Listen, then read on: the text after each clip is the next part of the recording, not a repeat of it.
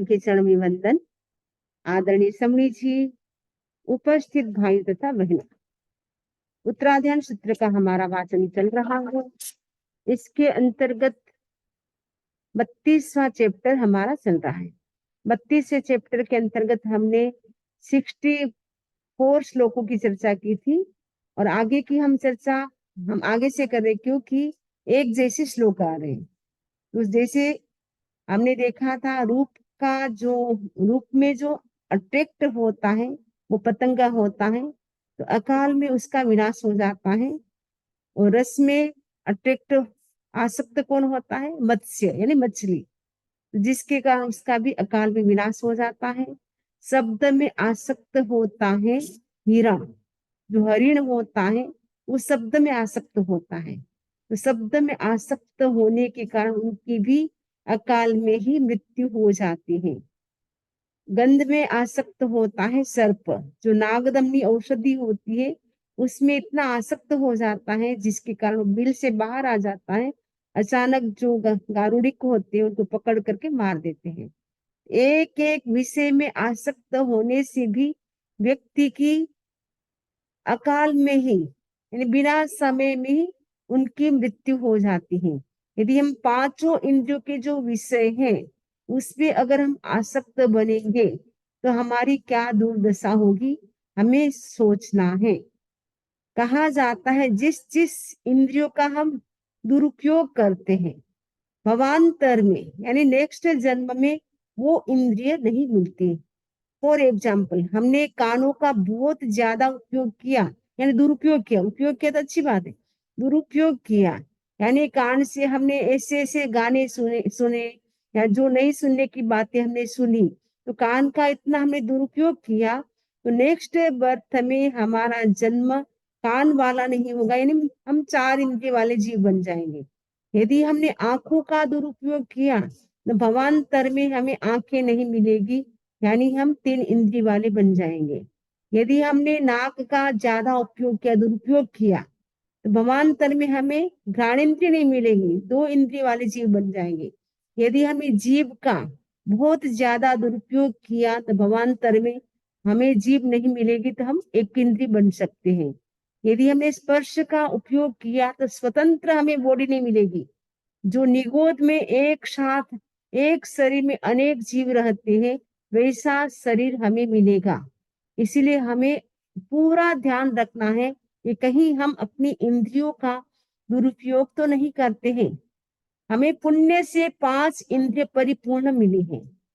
5 इंद्रिय परिपूर्ण मिलने के बाद यदि हम दुरुपयोग करते हैं तो फिर हमारा जन्म नेक्स्ट है वो बिगड़ सकता है। इसीलिए हमें सावधान रहना है, क्योंकि पांचों इंद्रियों के विषय इतने व्यक्ति को अच्छे लगते हैं, कितने ही उसका भोग कर ले फिर भी उसको तृप्ति नहीं होती है। कहा जाता है स्वर्ग के जो इंद्र होते हैं, देवी देवता होते हैं, उनके पास वैभव की कोई कमी नहीं होती, इतनी रिद्धि सिद्धि होती है। उन रिद्धि सिद्धि में उनके वहां गार्डन होते हैं, बाड़ी होती है, बगीचा होते हैं, उनमें इतने आसक्त हो जाते हैं, पांचों इंद्रियों के विषयों को इतना भोगते हैं, जिसके कारण कहा जाता है भवनपति व्यंतर ज्योतिष और वैमानिक देव के जो पहला दूसरा देवलोक तक के जीव पांचों इंद्रियों के विषय अधिक भोगने के कारण, देवियों में आसक्त रहने के कारण उनका जन्म भी एक इंद्रिय में हो सकता है। पृथ्वी काय, अप काय, वनस्पति काय, कहाँ तो रिद्धि संपन्न देव थे देवलोक में और कहाँ वो चले गए सीधे एक इंद्रिय, एंड ओनली उनके पास टच और कुछ भी नहीं मिला। कारण क्या बना? इंद्रियों का दुरुपयोग किया, इसीलिए भवांतर में उनको इंद्रिया नहीं मिली। तो हम सावधान रहे। अब नेक्स्ट हमारा श्लोक है कायस्य फासम गहनम वयंती तम राग हेम तुम माहु तम दोष हेम माहु समोय ज्योतेषु सवीय रागो। स्पर्श का बता रहे हैं। कायस्य फासम, फासम का मतलब स्पर्श, काय से ने काय का षष्ठी एक वचन है, काय का यानी शरीर का गहनम ग्रहण करता है, जो जो शरीर है वो स्पर्श का ग्रहण करता है। यानी विषय क्या है? स्पर्श, तो स्पर्श कौन ग्रहण करता है? शरीर। तो स्पर्श का ग्रहण हम शरीर के माध्यम से करते हैं। ते राग हेम तो मनुन माहू, जो मनोज्ञ स्पर्श है वो क्या बनता है? राग का हेतु बनता है। नहीं, मनोज्ञ स्पर्श को राग का हेतु माहू का मतलब कहा गया है। तम दोष हेम अमनुन माहू, जो अमनोज्ञ स्पर्श है वो दोष यानी द्वेष का हेतु कहा गया है। समोय जो तेसु से वीत राग, जो वीत राग होता है, तेसु मन उनमें, यानी जो अच्छे स्पर्श है या बेड स्पर्श है, गुड या बेड, जो भी टच है, जो भी स्पर्श है, उनमें क्या रहते? समूह, समान रहते, यानी समता रखते हैं, उनके कोई फर्क नहीं पड़ता है अच्छा स्पर्श है या अच्छा स्पर्श नहीं है। हम लोगों के लिए फर्क पड़ता है, क्योंकि अभी तक हमारे अंदर राग द्वेष है, इसलिए हम कहेंगे ये तो बहुत सॉफ्ट स्पर्श है, ये तो बहुत हार्ड है। हमारे भीतर राग द्वेष के भाव आते रहते हैं। तो जो सम रहता है उनके कर्म का बंधन नहीं होता है, अदरवाइज तो हमारे कर्म का बंधन होता रहता है। तो स्पर्श का जो स्पर्श है उसमें कौन आसक्त होता है, तो उसके बारे में बताया गया है। क्योंकि बाकी तो सारे श्लोक हैं वो एक जैसे हैं, इसलिए हम आगे की चर्चा करें। 76 नंबर का, हासे सुजो गिद्धि मुवे तिब्बम अकार्यम पावै से विनाशम, रागा उरे सिय जलाव सन्ने गाह गहिए वैसे वरन्ने। स्पर्श का सब स्पर्श के प्रति तीव्र आसक्ति के कारण व्यक्ति की क्या दुर्दशा होती है, इस श्लोक में बताया जा रहा है। हास्यसु का मतलब स्पर्शों में, जो माने जो, तिब्ब माने तीव्र, माने एक्सट्रीम लेवल पे, गिद्धि मतलब आसक्त होता है, अटैच होता है, वो क्या होता है, उनका क्या होता है?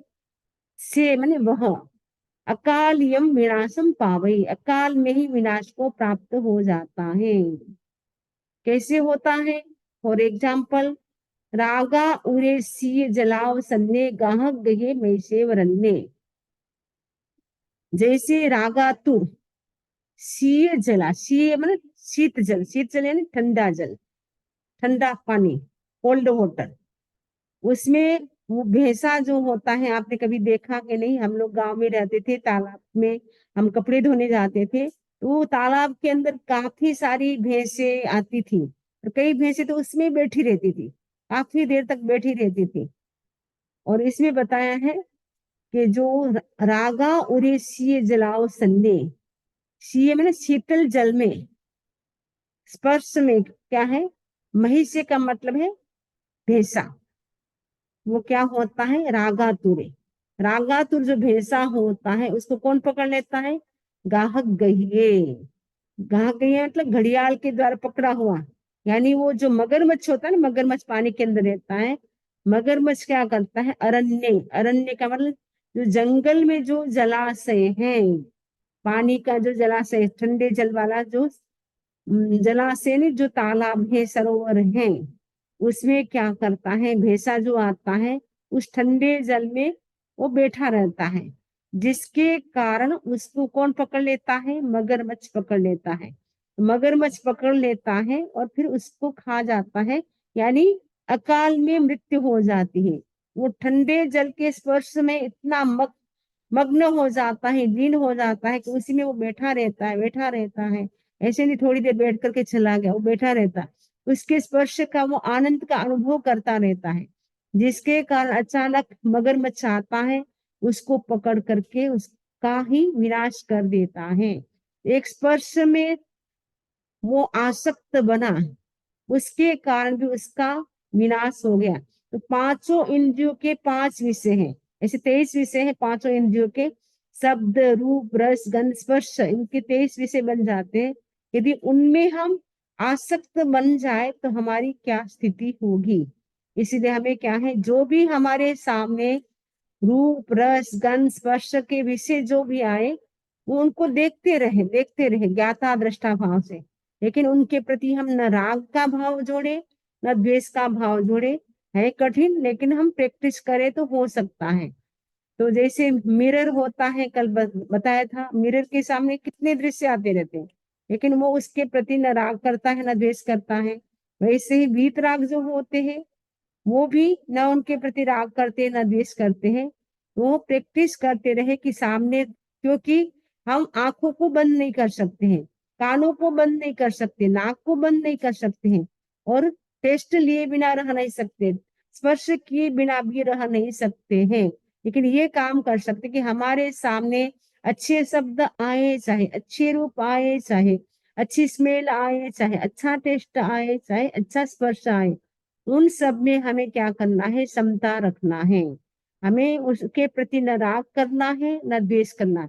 कैसे भी वो विषय हो, अच्छे भी विषय आ सकते हैं हमारे सामने और बुरे विषय भी आ सकते हैं।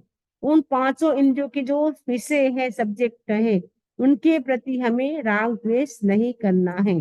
राग द्वेष करने से फिर हमारा परिभ्रमण है जन्म मरण का, वो बढ़ता रहता है। तो जो स्पर्श है उनके प्रति भी हमें सावधान रहना है। एमेव फासम्य गो पौसम उबे दुखो परंपराओ मधुट्ठ चित्तो चिनाय कम्मम जमसे पुनो होय दुहम विभागे। एमेव का मतलब इसी प्रकार, फासम्य ने स्पर्श में, पौषम गो द्वेष करता है, वो क्या होता है, दुखो परंपराओ, वे दुख की परंपरा को प्राप्त होता है। मधुट्ठ चित्तो चिनाय कम्मम, और द्वेष युक्त चित्त कम्मम चिनाई, कर्म का बंधन करता है। जम से पुनो होई दुहम विभागे, उसका विभाग यानी विपाग यानी उसका फल, दुहम दुखकारी, होई मैंने होता है। मतलब जो द्वेष करता है उसका भी रिजल्ट दुखमय होता है, जो राग करता है उसका रिजल्ट भी यानी उसका फल भी दुखकारी ही होता है। हासे विरक्तो मनो विसोगो एण दुःखो परंपरेण नलिप्पैभमज्जे संतो जरेण वापोक्करिणी पलासम। हास्य यानी स्पर्श से, विरक्तो यानी विरक्त, मनो का मतलब मनुष्य, विसोगो यानी शोक मुक्त हो जाता है। जो स्पर्श से विरक्त होता है, जो रस से विरक्त होता है, जो स्मेल से विरक्त होता है, जो शब्द से विरक्त होता है, वो सारे क्या हो जाते हैं, दुख मुक्त, शोक मुक्त हो जाते हैं। एण दुखो परंपरेण न लिप्पै भवमज्जे संतो जलेन वा पुक्करिणी पलासम। इसमें एग्जाम्पल दिया है, जलेन वा पुक्करिणी पलासम, वो दुख मुक्त कैसे होता है, जो पांचों इंद्रियों के जो विषय है उनमें जो अनासक्त रहता है, वो दुख मुक्त कैसे रहता है बताया है। जैसे कमलिनी होती है, यानी जो लोटस होता है, कमल होता है, वो जल में रहता है, लेकिन वो उसमें आसक्त नहीं होता है, उसको लिप्त नहीं होता है, जल में लिप्त नहीं होता है, जल का वो टच भी नहीं करता है, स्पर्श भी नहीं करता है। वैसे ही जो भव मज्जे ने संसार में रहता हुआ, संतों में रहता हुआ, दुखों परंपरेण, अनेक दुखों की परंपराओं से वो न लिप्त नहीं होता। यानी जो सम्यक दृष्टि जीव होता है वो संसार में रहता है, सब कुछ करता है, लेकिन उसमें लिप्त यानी आसक्त नहीं होता, अटैच नहीं होता है। जैसे कमलिनी यानी कमल होता है, वो जल में लिप्त नहीं होता है। वैसे ही जो सम्यक दृष्टि जीव होता है या जो विरक्त होता है, यानी जिनका जिनको वैराग्य हो गया है, पांचों इंद्रियों के जो विषय है उनके सामने कोई भी विषय आ जाए लेकिन उसमें वो अटैच नहीं होता है, तो उनका क्या हो जाता है, वो दुखों की परंपराओं से वो मुक्त हो जाता है। तो दुखों की परंपरा से मुक्त होने का एकमात्र उपाय है, हम आसक्ति न रखें। पांचों इंद्रियों के विषय जो भी हमारे सामने आए उनके प्रति हमें अटैचमेंट नहीं रखना है। हमें एग्जाम्पल याद रखना है कि कमलिनी कमल होता है, वो बिल्कुल भी पानी में लिप्त नहीं होता है। वैसे ही संसार में रहते हुए भी, सब काम करते हुए भी, हमें किसी के प्रति आसक्ति, अटैचमेंट नहीं रखना है। आसक्ति का परिणाम, अटैचमेंट अगर हम रखते हैं उसका परिणाम भी बड़ा भयानक होता है। तो भरत चक्रवर्ती अनासक्त रहे तो इच्छा खंड का राज्य भोगते हुए उनका मोक्ष हो गया। और जो मम्मल शेठ था उसने धन के प्रति इतनी आसक्ति थी जिसके कारण वो मर करके सातवीं नरक में गया। तो हमें नरक यानी दुर्गति जो है उनसे हमें बचना है। तो वो बचने का उपाय है कि अनासक्त रहे। सब कुछ काम करते भी हम सोचे कि मुझे ये काम करना पड़ता है, मेरी इच्छा नहीं है करने की, लेकिन क्या करूं, मैं गृहस्थ हूँ, काम किए बिना रह नहीं सकता, जॉब भी करनी पड़ेगी, खाना भी बनाना पड़ेगा। तो वो आपके सामने कई बातें आ सकती हैं, लेकिन उन सब में मुझे क्या करना है, समता का विकास रखना है।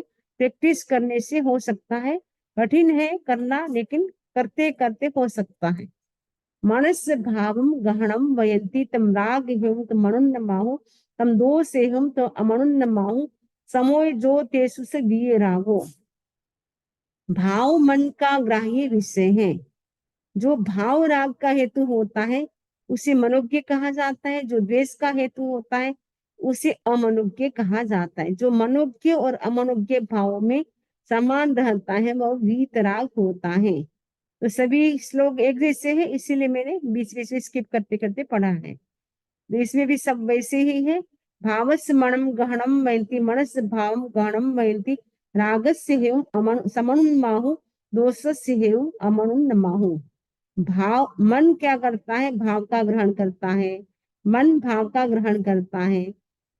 मनोज्ञ राग का हेतु होता है और अमनोज्ञ भाव देश का हेतु होता है। मन भाव का ग्रहण करता है, भाव मन का ग्राही है। जो भाव राग का हेतु होता है उसे मनोज्ञ कहा जाता है, तो द्वेष का हेतु होता है उसे अमनोज्ञ कहा जाता है। मनोज्ञ यानी सुंदर, अमनोज्ञ यानी जो सुंदर नहीं है। अब भाव में आसक्त कौन होता है?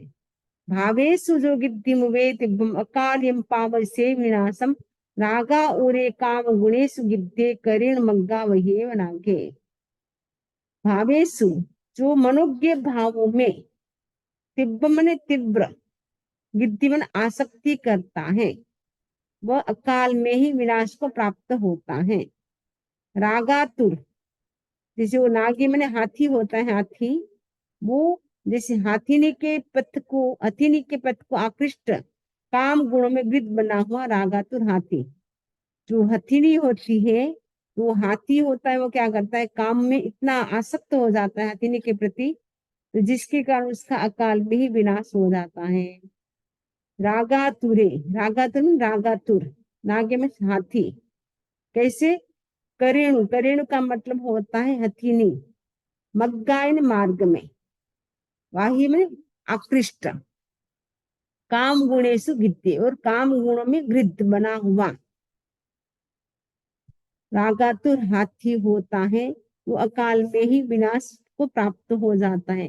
वो हथीनी के प्रति उसका बहुत अनुराग होता है, काम के प्रति, विषय के प्रति, जिसके कारण उसका अकाल में ही वो दौड़ता है हथीनी के पीछे हाथी, और ऐसा अचानक ऐसा बड़ा खड्डा आता है, हाथी खड्डे में गिर जाता है और अचानक उसकी मृत्यु हो जाती है। यदि वो हथीनी के पीछे नहीं भागता, उसका स्पर्श उसको बहुत अच्छा लगता है, उसके साथ विषय भोगने की इच्छा होती है, जिसके कारण उसके पीछे पीछे भागता है और बीच में खड्डा आता है और गिर जाता है, और अकाल में ही उसकी मृत्यु हो जाती है। जेयावि दोषम संवेद तिब्बम तंसिक खणे से वे दुखम दुदंत दोषेण शयन जंतु न किंचि भावम अवरत जैसे। जो मनोज्ञ भाव में तीव्र द्वेष करता है और तंसिक खणे से वे दुखम, उससे वो क्या करता है, दुर्दम दोष को प्राप्त होता है। दुदंत दोषेण शयन जंतु न किंचि भाव अवरत जैसे। और उसी क्षण क्या होता है, दुदंत दोष, दुर्दम दोष से उसी क्षण उनकी क्या हो जाती है, दुख को प्राप्त होता है। और दुख दुख को प्राप्त होता है, इसलिए भाव उसका कोई अपराध नहीं करता है, लेकिन वो अपने राग और द्वेष के कारण ही दुख को प्राप्त होता है। दुर्दम भयंकर दोष को प्राप्त होता है।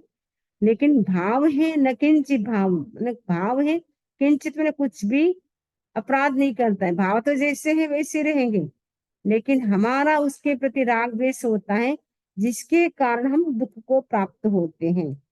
तो हमें हमारा राग द्वेष कम होने से तो हम दुख को प्राप्त नहीं होंगे, लेकिन जब तक हम उसके प्रति राग द्वेष करते रहेंगे तब हम दुख को प्राप्त होते रहेंगे।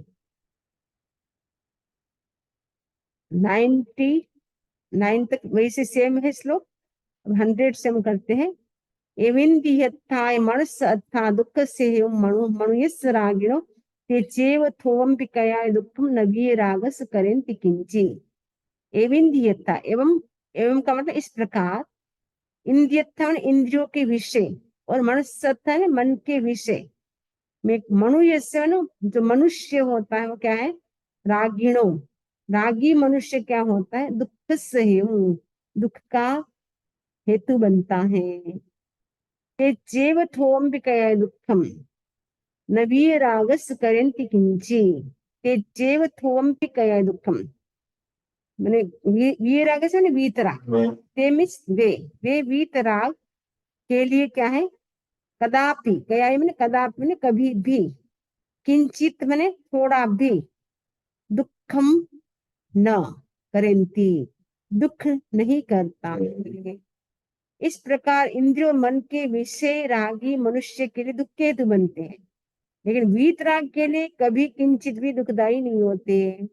जो मनुष्य इंद्रियों के विषयों में मन, इंद्रियों के जो विषय है और मन के जो विषय है उसके प्रति वो राग करता है या द्वेष करता है तो उसके लिए वो दुख का कारण बन जाता है। लेकिन वीतराग के लिए वो दुख का कारण कभी भी नहीं हो सकता है, क्योंकि वीतराग न उसके प्रति राग करता है न द्वेष करता है, इसीलिए उनके लिए वो दुख का कारण नहीं बनता है। न काम भोगा समयम वेन्ति न यावि भोगा विगेम वेन्ति ये तप ओसी परिग्रह्य सोते सुमुहा विगेम वे। न काम भोगा, काम भोग है ना काम भोग। समयम माने समता के, न वेन्ति हेतु नहीं होते हैं। न यावि भोगा विगेम वेन्ति, और विगे माने विकार, विकार के हेतु भी नहीं होते हैं। काम भोग है वो समता के हेतु भी नहीं होती, विकार के हेतु भी नहीं होते। वो काम भोग तो अपने आप में जैसे हैं वैसे हैं, लेकिन हम क्या करते हैं? उसके प्रति राग द्वेष करते हैं। ये तप ओसी ये परिग्रह्य, जो पुरुष उनके प्रति, वो तपोसी का मतलब द्वेष और परिग्रह का मतलब राग, जो राग और द्वेष करता है सो तेसु मोहा विज्ञ सो मैंने उसके कारण, तेज मैंने उनमें, वो क्या करता है? मोह, मोह के कारण विगयम, विगय मैंने विकार को, विगय का मतलब प्राप्त होता है। काम भोग समता के हेतु भी नहीं होते, विकार के हेतु भी नहीं होते।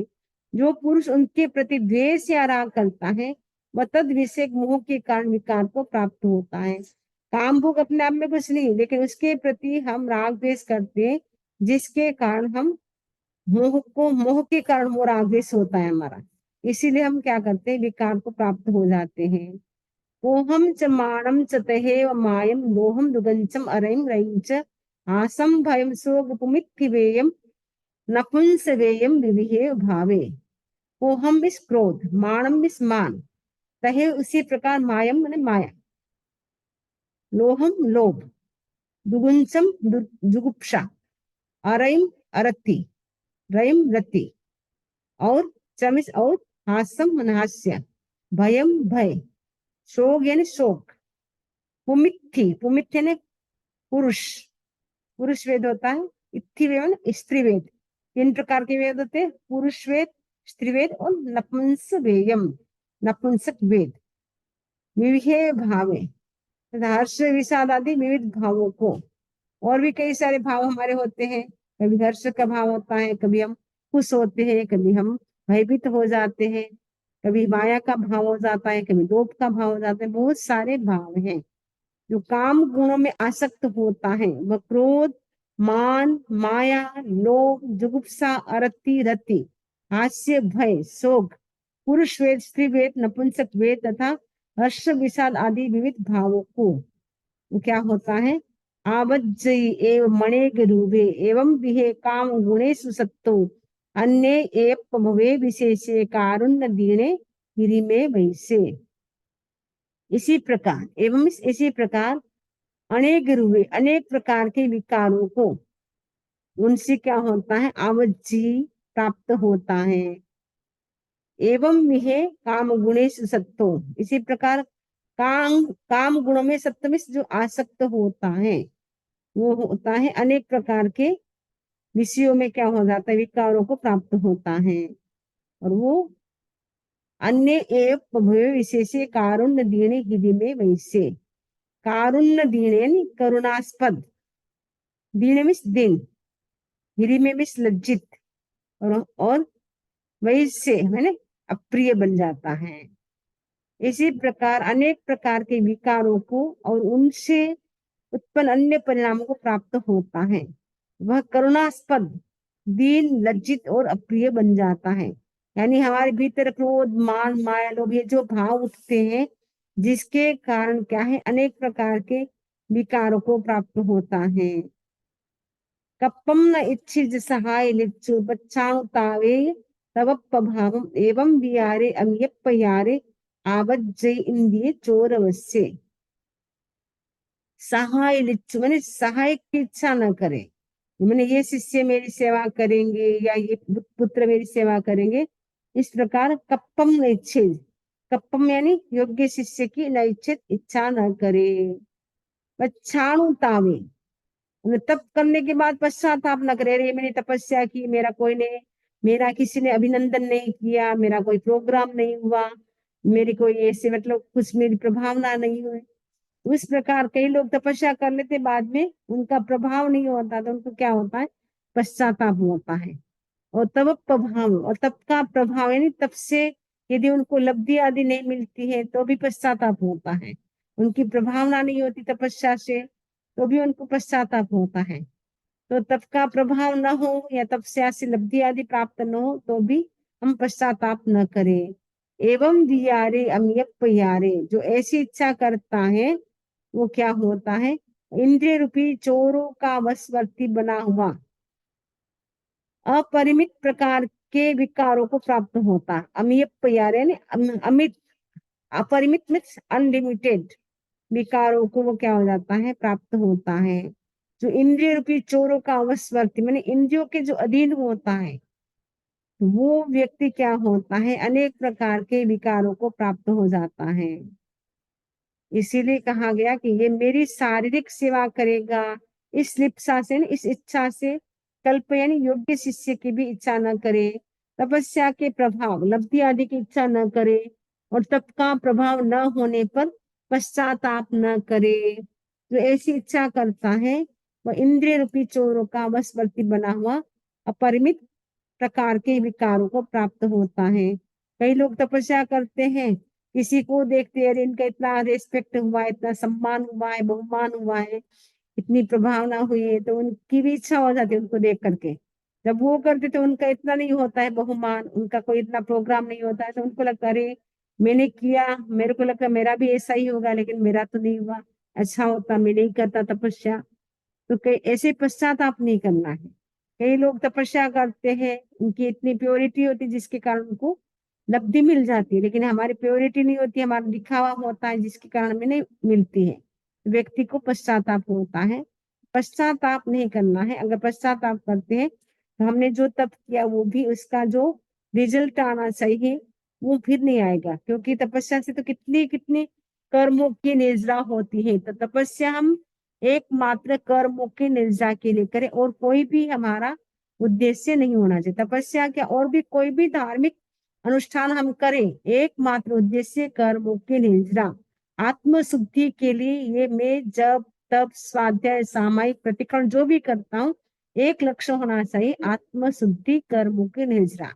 तो हमें फिर पश्चाताप नहीं होता, क्योंकि जितनी हम भावों से करते हैं उतनी कर्मों की निर्जरा अधिक होती है। यदि हम किसी छोटे मोटे उद्देश्य को लेकर के हम करते हैं, ये तपस्या के प्रभाव से मेरा स्वास्थ्य अच्छा रहे, मेरा जॉब अच्छी लग जाए, मेरा वो हो जाए वो हो जाए, तो वो उतना हो जाएगा, लेकिन आगे आपको जो बहुत सारा बेनिफिट होने वाला था उससे हम वंचित रह जाते हैं। इसलिए हमें कोई कामना नहीं, एकमात्र उद्देश्य कर्मों के लिए जब अशुभ कर्म खत्म होंगे, ऑटोमेटिकली सारी हमको फैसिलिटी जो भी हमें मिलना है वो अपने आप मिलता जाएगा।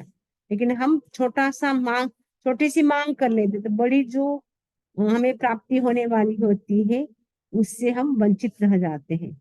तवो से जायन्ति पौ हिरणायम निमज्जियम मोह महन नवम्य सुहे सिणो दुख विनोयनट्ठा तपच्चयम उज्जमये रागे। तो तवो से मैंने उसके पश्चात, विकारों की प्राप्ति के पश्चात, उसके समक्ष उसे मोह महारणव, मोह महन नवम्य का मतलब मोह महारणव में निमज्जियम डुबोने वाले विषय सेवन के प्रयोजन उपस्थित होते हैं, प्रयोजन उपस्थित होते हैं। और फिर वो क्या होता है, सुहे क्षीणो सुख की प्राप्ति और दुख के विनाश के लिए, दुख के विनाश के लिए अनुरक्त बनकर, रागी का मतलब अनुरक्त बनकर उन प्रयोजनों की पूर्ति के लिए उद्यम करता है। विकारों की प्राप्ति के पश्चात उसके समक्ष उसे मोह महारणों में डुबोने वाले विषय सेवन के प्रयोजन उपस्थित होते हैं। ये मोह के महारणों का मतलब समुद्र, जैसे जो समुद्र होता है इतना बड़ा होता है, उसमें व्यक्ति कभी भी मतलब सावधानी नहीं रखता तो डूब जाता। तो मोह रूपी समुद्र में डुबाने वाले कौन है, विषय हैं, पांचों इंद्रिय के विषय हैं। वो हमारे सामने उपस्थित होते हैं, कभी अच्छे शब्द आते हैं, कभी अच्छे रूप आते हैं, कभी स्मेल अच्छी आती है, तो वो हमारे सामने बहुत सारे उपस्थित होते हैं। फिर वो सुख की प्राप्ति, फिर उसको प्राप्त करने के लिए व्यक्ति जाता है, फिर वो क्या हो जाता है, उसमें इतना आसक्त हो जाता है तो वो दुख दुख का कारण बन जाता है, जिसके कारण वो विनाश को प्राप्त हो जाता है। और फिर वो उन प्रयोजनों की पूर्ति के लिए उद्यम करता है कि वो हमें कैसे मिल सकता है, अच्छे शब्द पांचों इंद्रियों के विषय हैं, वो हमें कैसे मिल सकते हैं, उसके लिए वो उद्यम यानी प्रयत्न करता है, प्रयास करता है। विरज्यमाणस्य इंद्रियत्था सद्दा याता विपगारा न तस्य शब्देरि मणुन्नयं वा निवर्तयन्ति अमणुन्नयं वा। जितने प्रकार के शब्द और शब्द आदि इंद्रिय विषय हैं, ये सब विरक्त मनुष्य के मन में मनोज्ञता या अमनोज्ञता उत्पन्न नहीं करते। जितने भी शब्द आदि विषय हैं, शब्द रूप रस गंध आदि के जो भी विषय हैं, जो विरज्य मानस, जो विरक्त मनुष्य हैं, वो उनके लिए इंद्रियों के जो विषय है, इंद्रियों के जो विषय हैं, वो क्या है, नतस् शब्दे मनुन्य, उनके लिए वो मनोज्ञ या अमनोज्ञ, अमनोज्ञ निवृत्ति उत्पन्न नहीं करता है। यानी उनके सामने कोई भी विषय आ जाए इंद्रियों के, तो वो विरक्त हो गया है, अनासक्त है, इसलिए उनको कोई फर्क नहीं पड़ता है, चाहे अच्छे उनके विषय आ रहे उनके सामने या अमनोज्ञ आ रहे, उनके लिए कोई भी फर्क नहीं पड़ता है। एवं ससंकप्प विकप्पणासु संजाये स्वयंवट्टियस् अत्थे असंकप्प यतो तोषि पहिये काम गुणेषु तन्हा। इस प्रकार, एवं इस प्रकार जो समता को प्राप्त हो जाता है, समय का मतलब समता को वट्ठी से प्राप्त हो जाता है, उसके क्या हो जाता है, संकल्प विकल्प यानी संकल्प और विकल्प विनाशो नष्ट हो जाते हैं। मैंने समता आ गई तो हमारे भीतर जो संकल्प, ये अच्छा है, ये बुरा है, ये ठीक नहीं है, वो ऐसा है, वो सारे संकल्प विकल्प खत्म हो जाएंगे। जो अथे असंकल्प यतो तो से, जो अर्थ हो, अथे मीन्स अर्थ हो यानी इंद्रिय विषय का, असंकल्प संकल्प नहीं करता है, तो से पहिए काम गुणेश तन्ना, उसके क्या होता है, काम गुणेश काम गुणों में होने वाली तन्ना में तृष्णा पहिए खत्म हो जाती है। इस प्रकार जो समता को प्राप्त हो जाता है, उसके संकल्प और विकल्प नष्ट हो जाते हैं। जो अर्थो इंद्रियों विषय का संकल्प नहीं करता, यानी मुझे इंद्रियों के विषय ऐसे मिले वैसे मिले ऐसा संकल्प नहीं करता, उसके काम गुणों में होने वाली तृष्णा है वो खत्म हो जाती है। सभी रागो कै सब किच्चो खवे नाणा वर्णम खड़ेणम तहे जम दंसन मावरे जमचंतरायम पकरे कम्मम। सभी रागो, वीराग नहीं वीतराग, फिर वह वीतराग क्या करता है, सब किच्चो, सब दिशाओं में वो किच्चो मैंने कृत्य होकर खवेई खत्म करता है, किसको, नाना वर्णम खणेणम, नाना नानावरण का मतलब ज्ञानावरण को क्या करता है, क्षणेनम, क्षण भर में वो क्या करता है, कभी खत्म कर देता है, क्योंकि वो वीतराग बन के अब उनके प्रति न राग है न द्वेष है, तो कृत्य कृत्य हो गया। तो फिर वो ज्ञानावरण कर्म को क्या करते हैं, क्षणेनम, क्षण भर में कभी खत्म करता है। तहेव जम दंसन मावरी, उसी प्रकार दंसन है दर्शनावणी जो कर्म है उसको भी क्या करता है, खत्म करता है। अंतराय, और अंतराय कर्म को भी खत्म करता है। यानी ज्ञानावणी, दर्शनावणी, मोहनी, अंतराय, ये जो चार कर्म है उनको वो खत्म करता है। इसमें तीन है, मोहनीय कर्म 12 है। सबम तो जाने पासे अमोहणे होई निरंतराय, अनासवे झाण समाहि जुत्ते औखये मुख मुवे शुद्धे। तो मैंने उसके बाद वह जाने मैंने जानता है, सब कुछ जानता है, पास से मैंने सब कुछ देखता है। अमोहणे मैंने मोह और अंतराय, निरंतराय मैंने रहित हो जाता है, मोह से और अंतराय से रहित हो जाता है। अनासवे और अनाश्रव यानी आश्रव रहित हो जाता है। ध्यान यानी ध्यान, समाहि जुई, ये समाधि में लीन हो जाता है। ध्यान के द्वारा समाधि में क्या हो जाता है, जुत्ते, जुत्ते ने लीन हो जाता है। औखे मुख मुए शुद्धे, औखे यानी आयुष्य का क्षय होने पर वो क्या करता है, मोक्ष को प्राप्त होता है। शुद्ध में शुद्ध होकर के, औखे में आयुष्य का क्षय होते ही मोक्षम उभे, मोक्ष को प्राप्त कर लेता है। मतलब उन्होंने ज्ञानावाणी, दर्शनावाणी, जो मोहन यंत्रा कर्म थे उसको खत्म कर दिया, इसलिए उनको केवल ज्ञान की प्राप्ति होगी। केवल ज्ञान की प्राप्ति होगी तो वो उनका आश्रव भी खत्म हो गया, जो आश्रव से कर्मों का बंधन हो रहा था वो भी खत्म हो गया। फिर आयुष्य कर्म जब क्षीण होता है तब मोक्ष को प्राप्त हो जाते हैं। स्वतस् सब्बस ध्वस मुक्को जम्बाहि सयम जंतुमेयम बिहामय विप्प मुक्को पसत्थो तो होई अचंत सुही कयत्थो। सो मने वो, तस् सब्बस उसके सभी दुखों से वो मुक्त हो जाते हैं, जो इस जीव को निरंतर पीड़ित करता है। बाह्य का मतलब पीड़ित करता है, जंतु का मतलब जीव को यानी प्राणी को, जो निरंतर क्या करता है, बाह्य यानी बाधा डालता है, पीड़ित करता है, वो उन सब से वो क्या हो जाता है, उन सभी दुखों से मुक्को यानी मुक्त हो जाता है। दिहामय रिक्त मुक्कोपसत्थो, दिहामय का मतलब दीर्घकालीन, लंबे समय कालीन जो कर्म रोग हैं उनसे भी वो क्या हो जाता है, मुक्त हो जाता है। तो होई अत्यंत सुही थो, इसीलिए वो क्या हो जाता है, पसत्त यानी प्रशंसनीय, और अत्यंत सुखी और कृतार्थ हो जाता है। अत्यंत सुखी का मतलब अत्यंत सुखी, और कयत्व का मतलब कृतार्थ हो जाता है, क्योंकि कर्म का रोग खत्म हो गया। क्योंकि कर्म का रोग लगा हुआ है इसीलिए हम दुखी होते हैं, जन्म मरण के दुखों में हम भटकते रहते हैं, डेथ एंड बर्थ की साइकिल में हम चलते रहते हैं। लेकिन वो सारे कर्म का रोग था वो खत्म हो गया, तो व्यक्ति क्या हो जाता है, एकदम सुखी हो जाता है। अनाय काल भवस एसो सब्बस दुख सपमोक्ष मग्गो बियाह्योजम संविच्च सत्ता कमेण अचंत सुई भवन्ति तिबेमी। अनाय काल यानी अनादिकालीन सब दुखों से मुक्त होने का मार्ग बताया गया है, बियाही में बताया गया है। जम संविच्च सत्ता, सत्ता में उसे जो स्वीकार कर लेता है, कमेण अचंत सुही भवंती, कमेण मीन्स क्रमशः, अचंत में अत्यंत सुखी हो जाता है। भगवान महावीर कहते हैं कि मैंने अनादिकालीन सब दुखों से मुक्त होने का मार्ग बताया है, उसे स्वीकार कर जीव क्रमशः अत्यंत सुखी हो जाते हैं।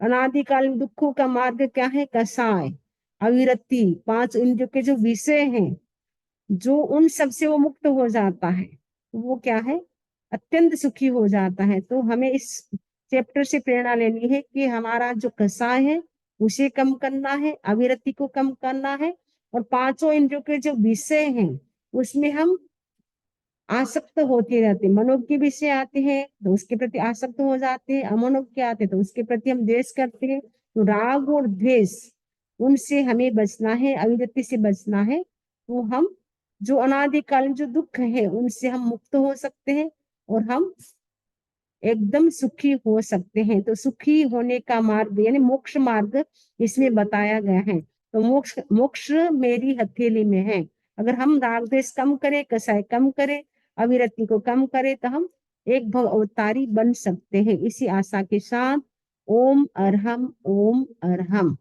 सुने मंगल पाठ। चत्तारि मंगलम अरहंता मंगलम सिद्धा मंगलम साहु मंगलम केवली पनतो धम्मो मंगलम। चत्तारि लोकत्मा अरहंता लोकत्मा सिद्धा लोकत्मा साहु लोकत्मा केवली पनतो धम्मो लोकत्मा। चत्तारि शरणं प्रवज्जामि अरहन्ते शरणं प्रवज्जामि सिद्धे शरणं प्रवज्जामि साहु शरणं प्रवज्जामि केवली पनतं धम्मं शरणं प्रवज्जामि। विघ्न हरण मंगल करण स्वाम भिक्षुनो नाम गुण ओलक स्मरण किया सरे अचिंत्या काम, सरे अचिंत्या काम। भगवान के विरुद्ध मैंने कुछ भी बोला हो तो तस्य मिच्छामि दुक्कड़म। तो 32 चैप्टर हमारे उत्तराधारी सूत्र के